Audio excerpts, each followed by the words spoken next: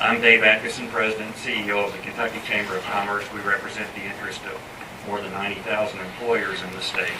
And I'm here to proudly support charter school legislation for the 2015 session. I don't do that because of some small group that decided, hey, let's be for that, or let's show up and be for that.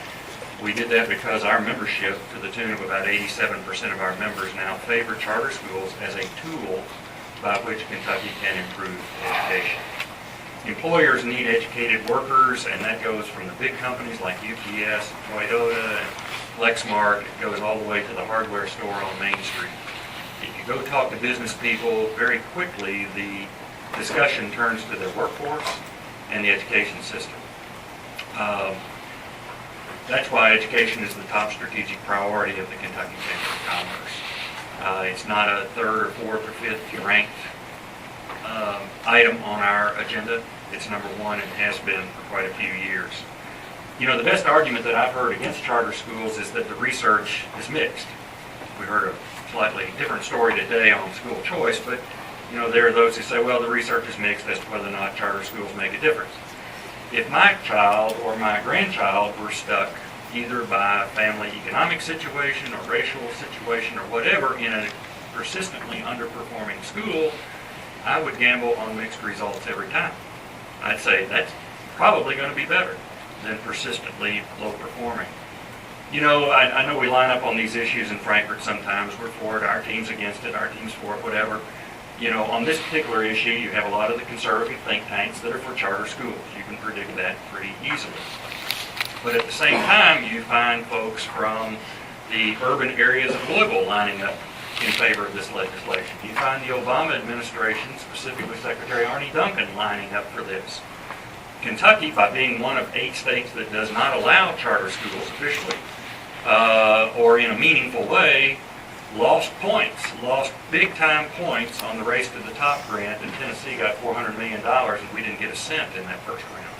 We lost points and got taken out of the running, and I know people want to argue about that, but look at the points that we lost, look at the quotes in the paper the next day at the Courier-Journal after we lost over $400 million, most of which would have gone for teacher training in this state. We had districts of innovation. Some of you on this panel know a whole lot more about that than most of us. But districts of innovation is a good step forward, but it's not all of what charter schools have to offer. It offers some select districts an opportunity, but certainly not all, and the number of districts applying for that status has waned. So what we're doing now is not enough. We think that this can be used as a tool in the toolbox by which Kentucky can improve.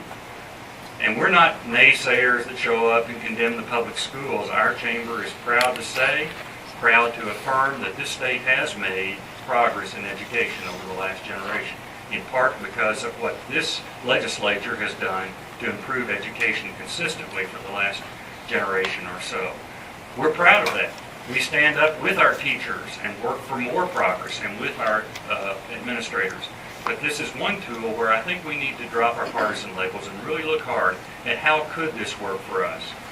As Representative Cesare said, in Bowling Green they have this wonderful, top-of-the-charts Math and Science Academy. Moorhead's about to add one.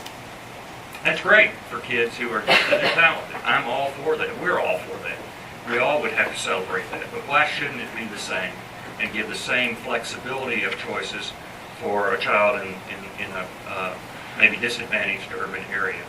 I would close by saying this, that we would not propose that this is a panacea for education in Kentucky. It's not a panacea for the business community in Kentucky.